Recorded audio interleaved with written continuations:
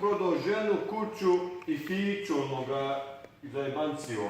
Pa evo, to je dobro. Pa ja te siljane keša dobio i fucking... Pa gdje živiš sada? Prvo živim tamo u Tonsvilu. Ja. Sada, ovo ti je ipak italijansko auto, to ti nije švabo, ko naš, kako bi mi rekli, golf. Naši golf u Bosni, to je bilo show, fucking. Pa evo, to je do jaje, brate. Pa ja. Pa koliko troši? Pa koliko naspiješ, koliko troši. Pa i to je dobro. Pa ja.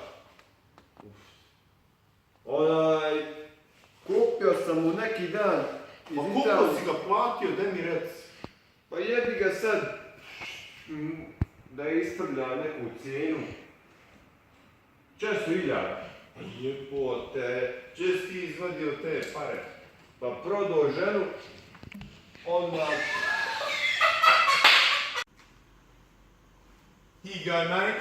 2007 Ferrari F430 4.3 litre naturally aspirated V8 producing 360 kilowatts.